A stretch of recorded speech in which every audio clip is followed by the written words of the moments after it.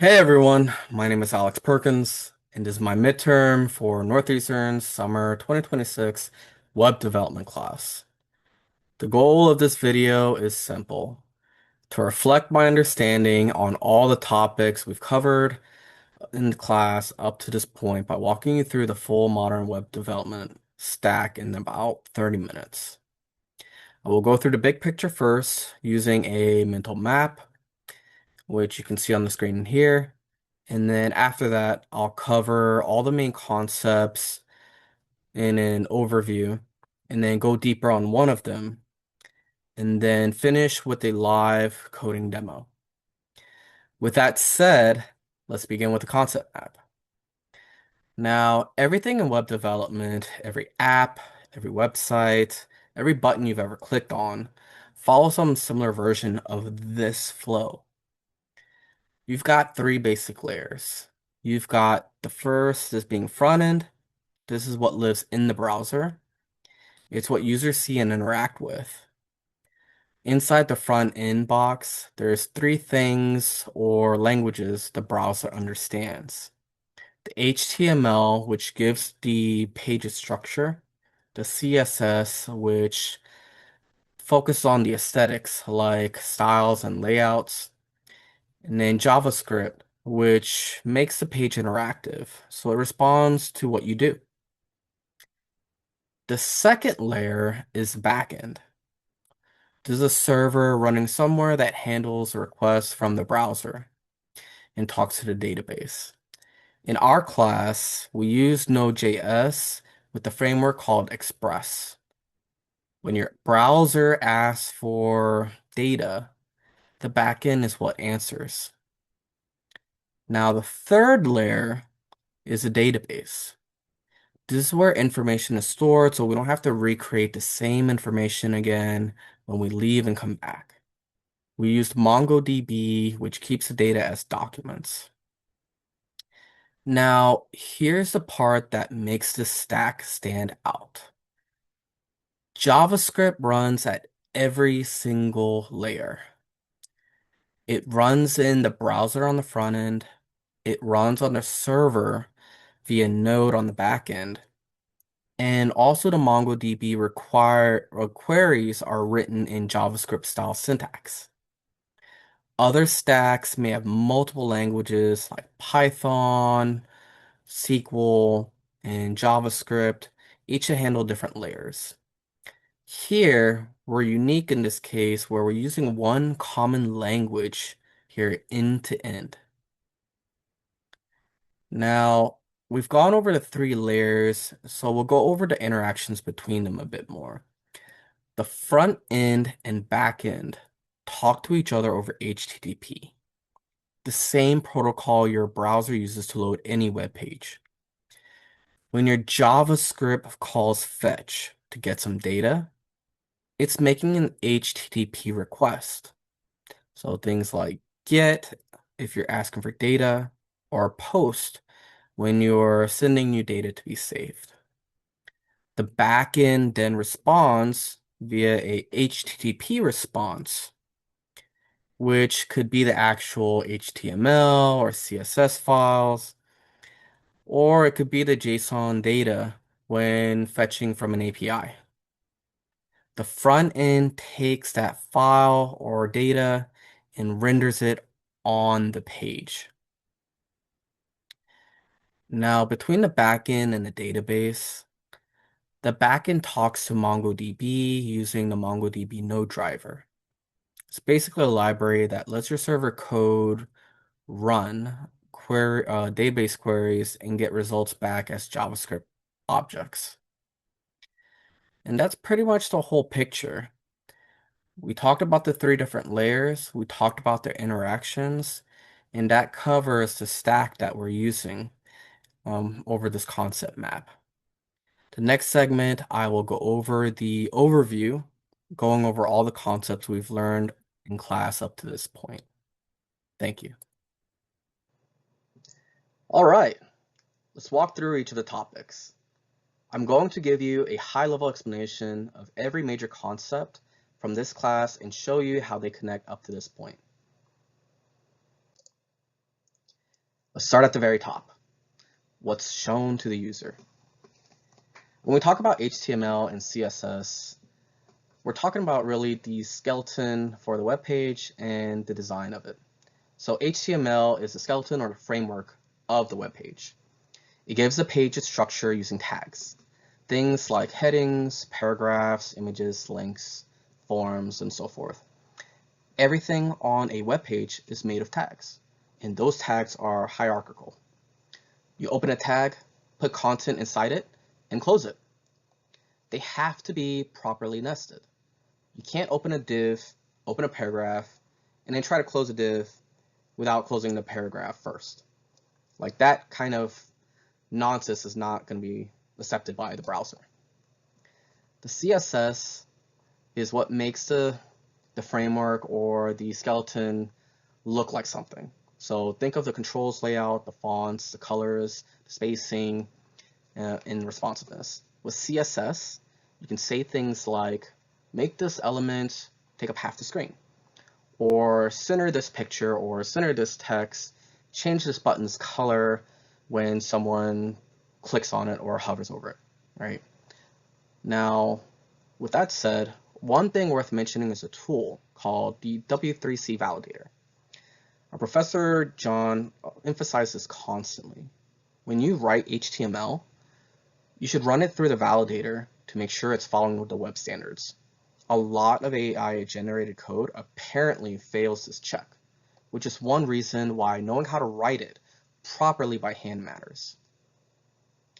We also talked about Bootstrap, which is a CSS framework, and it's basically a library of pre-built components and a responsive grid system. So instead of writing all your own CSS code for a navigation bar or a card layout, Bootstrap gives you those for free. The key concept there is the grid. There's a 12-column grid that you can combine to create layouts that work on any screen size. JavaScript. Now, this is what makes a page come alive. JavaScript is a programming language of the web. It runs in the browser and lets you respond to user actions, manipulate what's on the page, and communicate with the backend, all without reloading the page. In this class, we use ES6, which is the modern version of JavaScript. The big additions ES6 brought are things like modules. ES6 modules let you split your JavaScript into multiple files using import and export. Instead of one giant massive script file, you have a main.js that imports from a listing.js, that imports from a database.js, and each file has a clear responsibility, so it's organized. This is how reapplications are and should be structured. Two JavaScript concepts that are worth calling out here specifically because we've ran into them multiple times during our lectures are closures, and then I've broken out the second one, which is going to be single-threaded, that's solved by asynchronous, and then this other one being callbacks. When we talk about closures, closures is when an inner function has access to variables from its outer function, even after that outer function has finished running. It's how you create private state in JavaScript without classes. Professor John spent a lot of time on this one, and he mentioned I think it took him like 6 months to fully understand when he was first introduced to it. So when we talk about this, so what? The so what of it is functions in JavaScript carry their surrounding scope with them wherever they go. Now, going through the single-threaded limitation. So being single-threaded, JavaScript is a single-threaded language, which is a limitation that means it can only do one thing at a time. But web apps constantly need to do things that take time, such as fetching data from a server, or it could be reading a file, waiting for user action. And JavaScript solves this limitation with async, or asynchronous programming. So it doesn't get stuck waiting for slow operations like fetching or reading large amounts of data. Now, for the last part, a callback is a function you pass to another function to be called later, when something finishes. So far, everything I've described runs in the browser. Node.js changes that. Node.js is a runtime that lets you run JavaScript outside the browser on a server. This was a huge deal apparently when it came out because suddenly web developers could write server-side code in the same language they were already using on the front end. Express is a framework that sits on top of Node and makes building web servers dramatically easier. The core concept in Express is routing. A route is just when someone makes a request to this URL using this HTTP to run this function. So for example, when the browser makes a GET request to an API, Express matches that route and runs a function that queries the database and sends back JSON.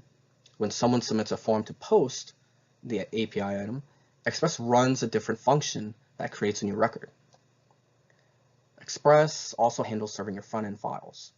There's a built-in function called Express Static that points Express at a folder and says, serve anything in here as a regular file. And that's how your HTML, CSS, JavaScript files get delivered to the browser. And the pattern we use is keeping routes in separate files. So you'd have a route folder with files like items.js, and your main server file imports all of those. This keeps things organized and makes the code base easier to navigate as it grows. And now we've come to the database layer. MongoDB is what's called a document database. It's instead of tables and rows like a relational database, MongoDB stores documents, which are like JSON objects organized into collections. And a collection is like a table, and a document is like a row. But unlike relational database, documents in the same collection don't have to have the same fields. So this flexibility is one of MongoDB's biggest selling points. If you need to add a new attribute to your idea or to your data, you just start including it in new documents. You don't have to migrate a schema. The 4 operations you need to support any data layer are CRUD: create, read, update, delete. In MongoDB, that maps to insert 1, find, update 1, and delete 1. You write queries using JavaScript objects, which means there's no separate query language to learn. And then we also connected MongoDB to our Express backend using the official MongoDB Node.js driver. And the pattern our professor recommended is wrapping all our database logic in a module. So our routes don't know or care how data is stored. They just call functions like get items, create items, and get results back. One other important thing we learned is to never include credentials, like MongoDB credentials, in our repos. Instead, we can use what's called environment variables, which allows the value to be stored separately from the code and loaded at runtime. The code references environment variables, and the actual connection string lives in a file called .env that's listed in our .getignore. In this way, you don't have any bad actors just trying to scrape and try to get those credentials or use those credentials while they're looking at your code in your repo.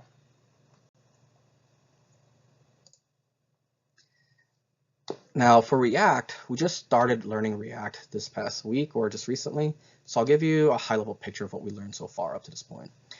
React is a JavaScript library for building user interfaces out of components. Instead of writing HTML directly, you write components, functions that return what should be displayed. So each component manages its own state, and when that state changes, React automatically updates the page. The key idea React introduces is the virtual DOM. The browser maintains something called this DOM, a tree of all the elements on the page. So when you update the DOM directly with JavaScript, it can be slow and hard to manage. React keeps its own virtual copy of the DOM, figures out the minimum set of changes needed when something updates, and applies only those. This makes React fast and flexible even when your UI is complex. The way you manage state in modern React is with hooks, functions that start with use. The most common one is useState, which gives you a piece of state and function to update it. When you call that update function, React re-renders the component with a new value. React doesn't replace the backend or the database. You still have your Node and Express API, your MongoDB collections, your HTTP requests. React just replaces the static HTML on the front end with something much more dynamic and organized. So that way you don't have to keep adjusting things like the screen size or the size of certain components or tags when it's going to be different for probably every single screen and based off their specific sizes. So as a summary and as a recap, here's the full stack that we went over. HTML and CSS for structure and style, JavaScript for behavior and logic, Node and Express for the backend server and API, MongoDB for the database, and React for a more powerful, flexible front end. Everything connects through HTTP and JSON. In the next section, I want to zoom into the backend layer specifically and go a lot deeper on how Node and Express actually work.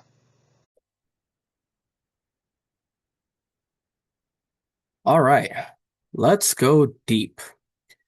For this section, it's going to be cram packed for 10 minutes, and I'm going to have to break this up into 8 different parts. Because what I'm about to show you is going over the back end, specifically with how Node.js and Express work together to create a REST API. I'm going to use the actual project that I had for project 2 that I built with my partner Tom this semester as the anchor throughout this section. And so it's called Rent Reveal. And for this project, we're going to break it up into 8 different parts. And each part will show or have its own reinforcement for the bulk of these different sections. So without further ado, let's go and see in our browser. What you can see here is Reveal. This is the site, our project that was deployed. And so here, Rent Reveal is an anonymous review platform for rental properties. So it's for rental properties, but really catered towards the tenants, people who are either searching for properties or have current or past experiences living in those specific properties so that we can provide a kind of an anonymous, valuable feedback and being able to compile that feedback for everyone to see who's interested in those specific properties. So before you sign a lease, you can search any address and see what real tenants said about management quality, safety, noise levels, and cleanliness. If a property doesn't exist yet, you can add it. Anyone could submit a review anonymously, no account required at all. It's a real full stack application. Node and Express on the back end, MongoDB for the database, and just a vanilla JavaScript on the front end. And I contributed the Google Maps API integration and deployment. Now, let me walk you through the back-end architecture that helps make this work. So part 1, what is a REST API? So REST stands for Representational State Transfer. The idea is simple. Your backend exposes a set of URLs called endpoints, and each one corresponds to a data operation. The HTTP verb you use tells the server what kind of operation you want, such as like we have CRUD, right? So post means create, get means read, put means update, and delete means delete. So there's CRUD.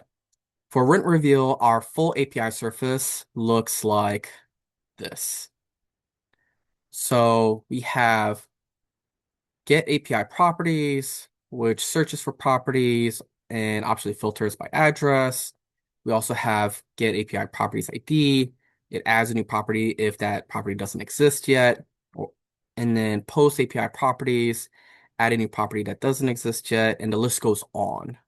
And as you go through, you can see we have different areas where we're getting maybe a properties ID, we're posting, so we're actually creating a property ID. We might delete a property ID if there's duplications or someone wants to edit their reviews or delete them. And then likewise, you also have the put. And so put API reviews, a user can go ahead and edit their own reviews. And so that's really it. It's 2 collections, full CRUD on each, all following the same predictable pattern, and that's REST. Now here's part 2. This is regarding our server file.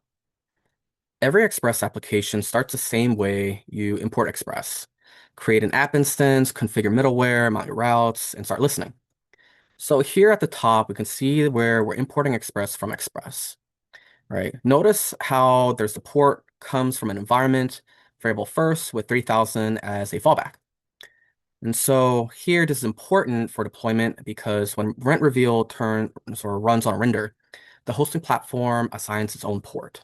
Your code reads it from the environment rather than hard coding a number that might conflict. And then if we go down to, as we go further along with the apps use, so we have three app use middleware lines. We have the app use cores, the app use express JSON, and then use express static. And what these middleware lines are doing is they're doing three different jobs. So we have cores is where it's security feature. By default, browsers block API requests that come from different domains than the server. And so we needed that since our front end is on Netlify and our backend is on Render. Two different, entirely different domains. We have to explicitly tell the server which origins are allowed to talk to it. Without this, the browser would refuse to load any data. The other part with the express JSON, this parses incoming request bodies. So our route handlers read them as JavaScript objects. Express static serves our front-end files. And then if we go down to the properties router, the next lines, we then mount the routers, which is where our express connects each URL prefix to its corresponding route file. And then from these two, we then have the config. And so one extra line or endpoint that I added, there's a Google Maps API key that lists as an environment variable. And so on the server, it's never hard-coded, never exposed in a front-end source code where anyone could scrape it. The front end fetches it from this endpoint at runtime, and it helps ensure that we have it secured. And then, so that's the API for Google. And then we have the ConnectDB. And so finally, the server starts only after the database connects successfully. And then moving on to our db.js. So this is what connects to our database. We have the what's called a single pattern if we go to ConnectDB. And so let's see here. Constant client, new Mongo client. So this whole section, basically what happens is this is what's called a singleton pattern. There's database connection is created once when the server starts and reused for every subsequent request. You don't open and close a new database connection for every API call. That would be very, very slow. You connect once and keep that connection live. And as we go to getDB, what this is allowing us to do is it's called a server startup. And so every route handler then calls getDB to get that same already connected instance. If something calls getDB before connectDB has run, it throws an error immediately rather than silently failing. That's defensive programming. So notice both functions are async. So remember, just meaning that it's handling one thing at a time. Connecting to a remote database takes time. If these were synchronous, the server would freeze during startup, waiting for MongoDB to respond. Being async means everything stays non-blocking.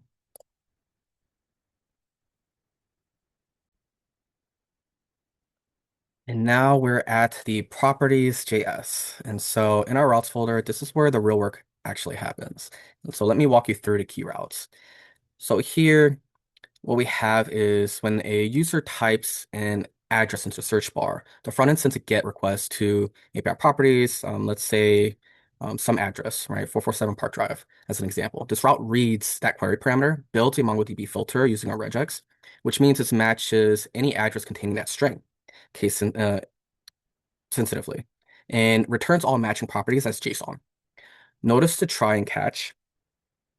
And as you see the try and catch here, every async route handler wraps its logic in try-catch. If anything goes wrong, database is down, query fails, invalid data, what have you, the catch block returns a proper HTTP error response instead of crashing the server.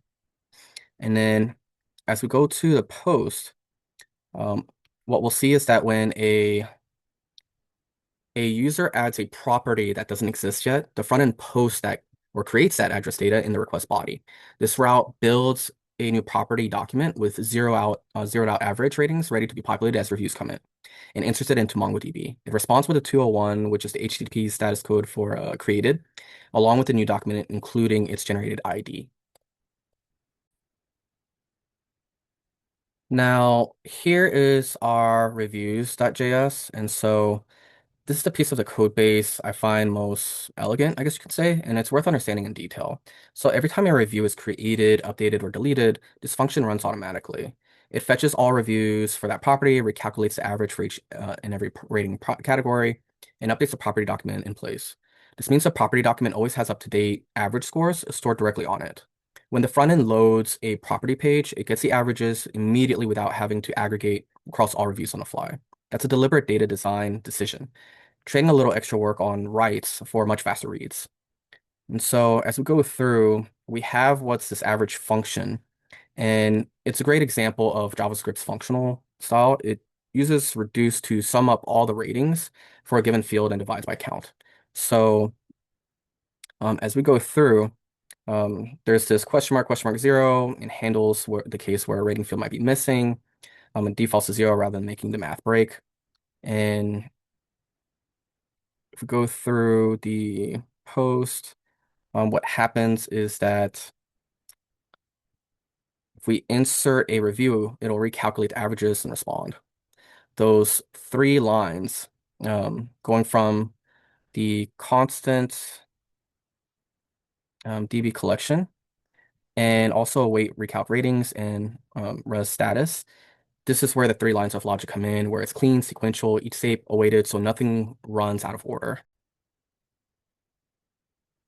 So we're at part 6 and we're starting to run out of time, so I'm going to try to quickly breeze through this.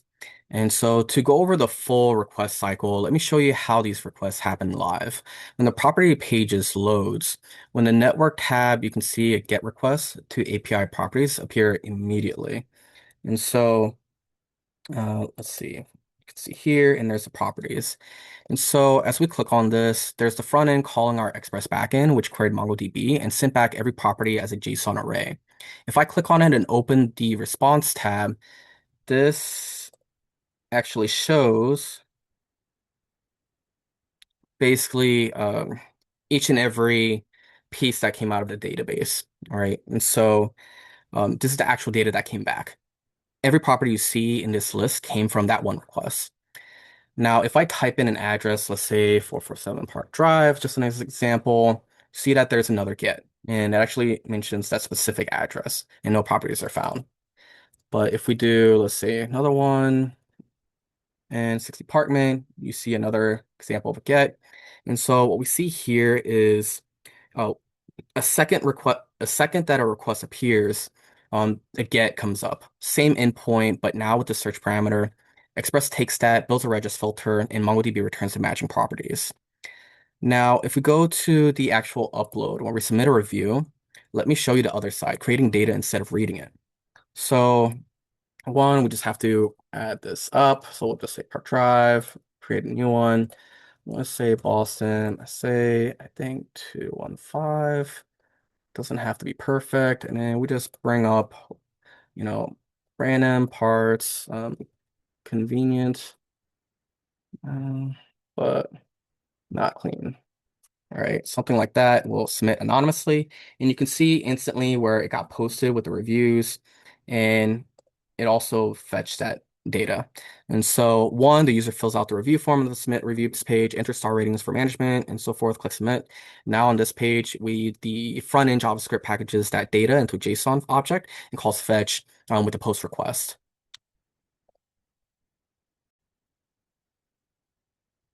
So when we look at the actual response of the post, we can see that there was the two post requests, one for the properties where it was tied to that specific property ID to basically get the location of that property ID and get the average ratings and so forth.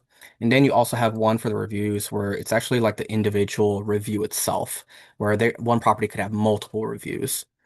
And so when the submit is clicked, this runs, it packages the property ID, star ratings, comment in into JSON, and then it calls fetch, right? That we see here, um, with a post to API reviews. This is the moment that the front end hands off to the back end.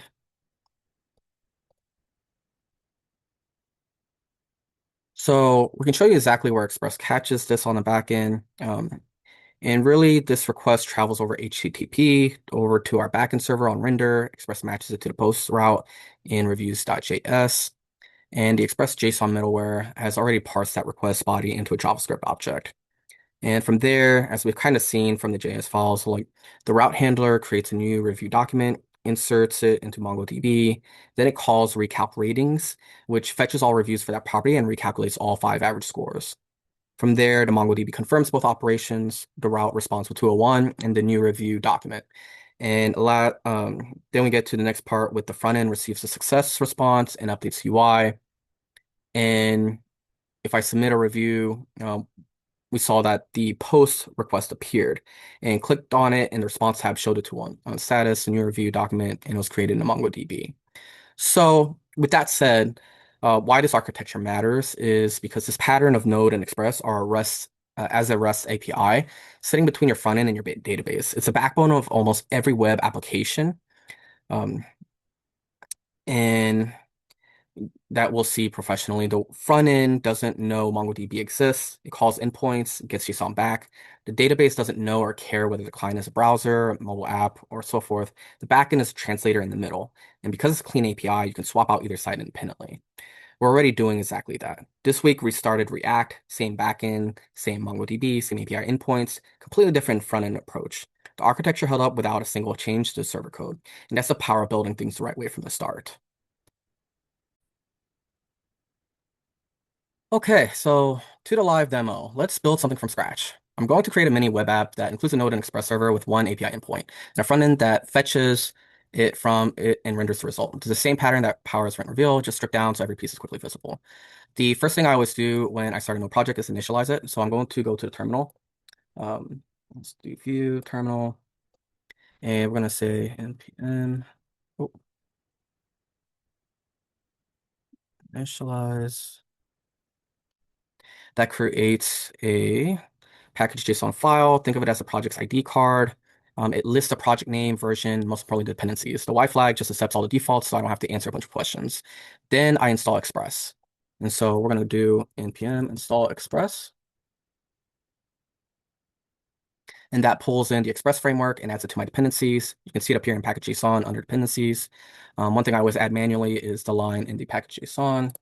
I think we want to name this to module. And so as we type module, this tells Node we're using ES6 import and export syntax, which is what our class required throughout the semester. And I believe it's a modern standard. So let's build a server. So we'll create a new server in the root of this folder.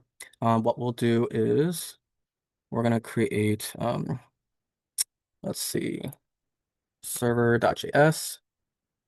And we're going to say import express from express.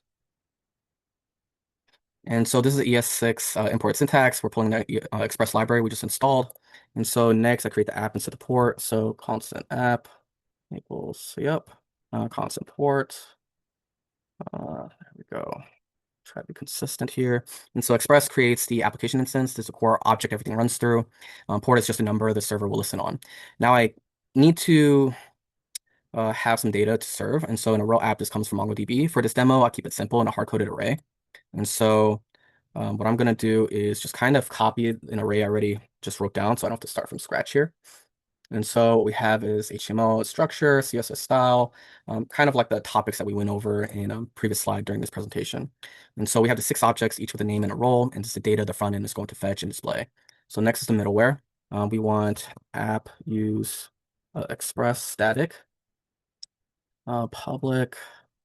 And then this one line tells Express to serve a file in a public folder directly to the browser. And that's how the HTML, CSS, and JavaScript files get delivered. When someone visits the localhost 3000, Express looks in the public folder and sends back index.html. So now we have the API route, app.get, API stack, yep, request, res JSON stack. There we go. And then we'll do that. So this is the REST endpoint. When the front end calls fetch on the API stack, Express matches this route and runs this function. Rec is the incoming request. REST is how we send the response back. REST JSON takes our array and sends it back as JSON. And that's it. That's a REST endpoint. So finally, start the server. And so we want app listen port. right? And then looks like console, log, server. Yeah, that's actually fine. We can do that. And then we need to close that. And so app listen tells Node to start accepting connections on port 3000, the local host or local server. And the callback function runs once the server is ready. So just logging a confirmation message. Save that. And let's build the front end. So for the front end, we're going to create a, let's try to make this organized, and we'll say public. And inside public is where we'll have the index HTML. And so here, this is where we're going to say dot type HTML. Yep. And we're going to do the HTML lang equals in. And we're going to do the head. We're going to do the meta character sets. And we're going to have to get these other things in just to make sure we explain. Oh, we want title. Let's say web dev stack. And then in the title, which is already did it for us. Oops. And then from here, we also want to do the style. So let's say body. Uh, there we go. Font. We just want to kind of define the font and what that looks like. We'll do font family. Arial is fine. Sans serif. Let's see. Let's just pick one. Sans serif. And we'll give it a, let's also do max width. We'll just fill these in. Margin, let's just say 40. We'll just see if it does anything. And then for the padding, let's see. Right on here, we're basically just filling out the aesthetics on here. So we'll just kind of fill these in.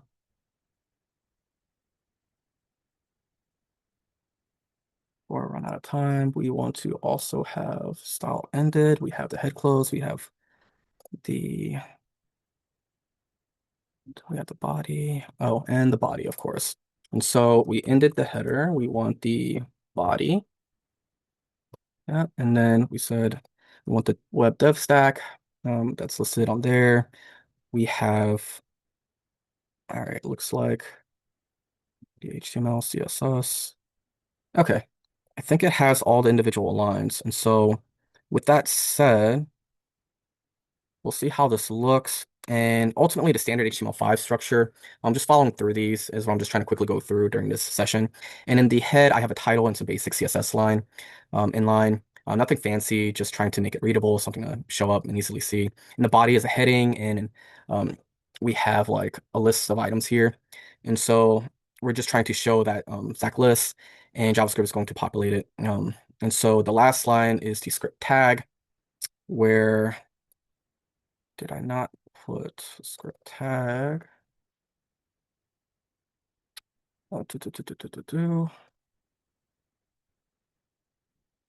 Which tag type actual source, and we have, or we're going to have a main.js. That will conclude. Let's see, do we have the head? We have the body, the H1 UL is closed out. And then we also need to close out the body. Okay. So that should cover that. And so we're going to save that one more file. So basically we have the script tag pointing at the main JS. And really just notice the module. It's the same module system of the ES6 we're using on the back end, now on the front end. So now we create a main.js in the same folder, main.js. And so this is going to be our front end JavaScript that ties everything together. So we're going to have const list equals document get element.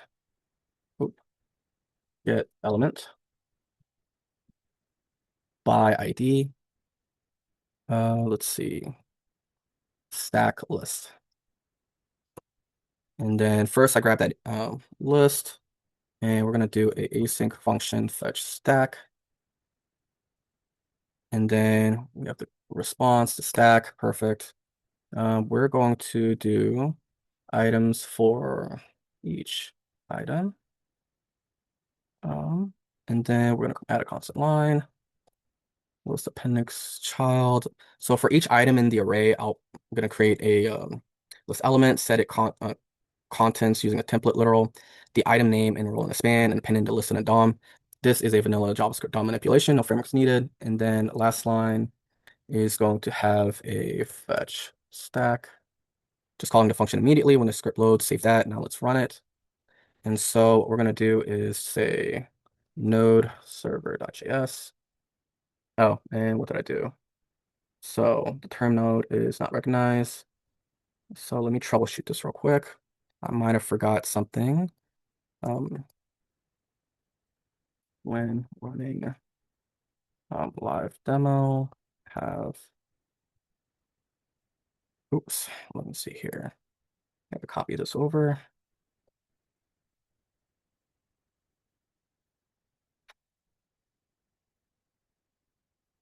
So, okay, so I have a typo. Oh, I really did do a typo, didn't I? Oh no, don't do that to me. Server.js. Okay, so syntax error. Let me just make sure. I think it'll still run. And so we'll see what it does. Basically, we have type module is missing from package JSON, which I'm pretty sure we already updated. Oh, main. There we go. I think, oh, did I? Main.js. Yep. Okay.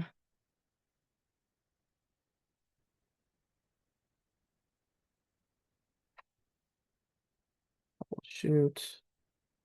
App was not a function. So just one moment. Let me just double check what happened here. So I'm going through just to troubleshoot real quick. Boom, boom, boom. So E, and you know what? We're just gonna remove it. I think I probably filled this out in advance, where we probably don't need it. Oh, I think I see what I did. Okay, so I had the closing out of the line across from looks like script and others. So let's see if that helps. And then just to make sure, I think everything else is good on here. Nothing unusual. Our server side, I think, is good here.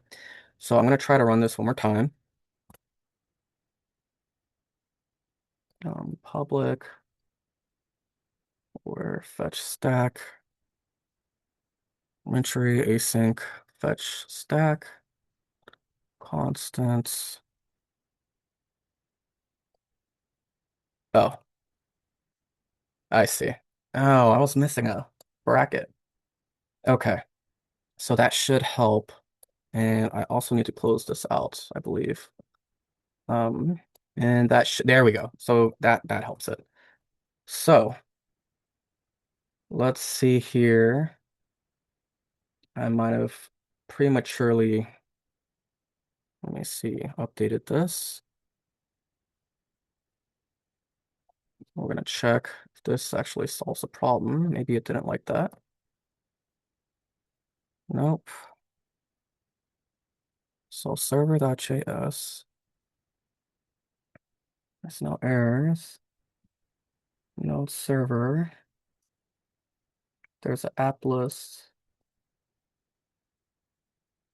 Um, is there app list is not, oh, app list is not a function. Oh, app listen. Did I misspell it? App listen. Oops. Typo. Nope, nope, nope. Listen. So let's try again. There we go. So now if we pull this up, there's our web dev stack. Now it's empty because I took out that array, but if we add it back, let's see here. We add it back.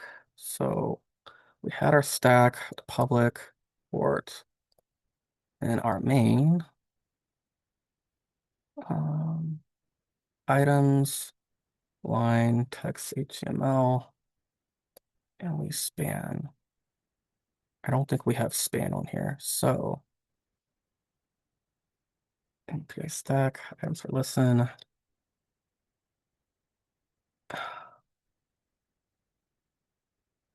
And what we want is really span.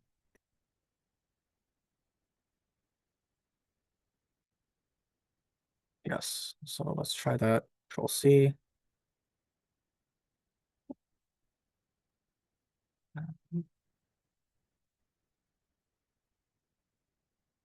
Padding. I try what I previously did is px auto. And then padding twice on here. And so that should help. All right, we have the body that needs to close out here.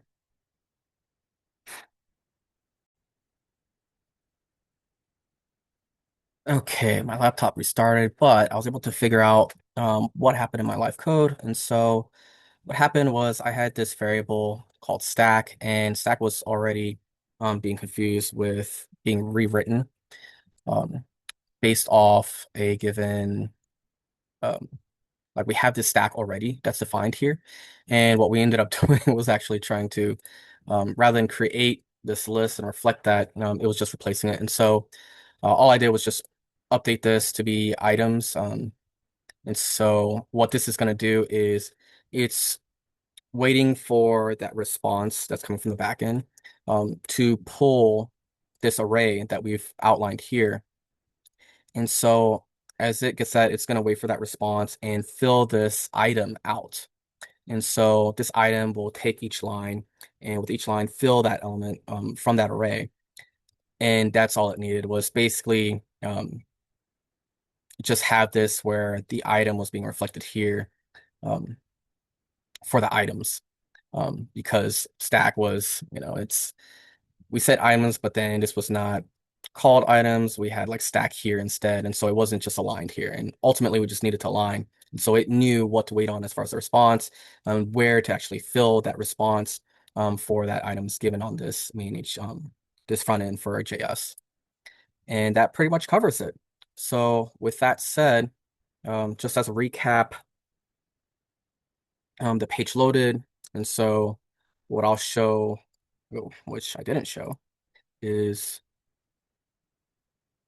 if we now run that node server, and it'll then show that it's running, we'll now have those list of items that took me a while to address. And so we have the array that was defined in the back end. We're flowing it through line by line on the front end, and this is what it's showing based off that array. So with that said, this is where we had the page loaded, the front end JavaScript ran, it called our API, Express returned a JSON array, and the front end rendered each item to the list. HTML, CSS, JavaScript, Node, Express, MongoDB, all 6 technologies from our stack displayed by the stack itself. So and that's pretty much it.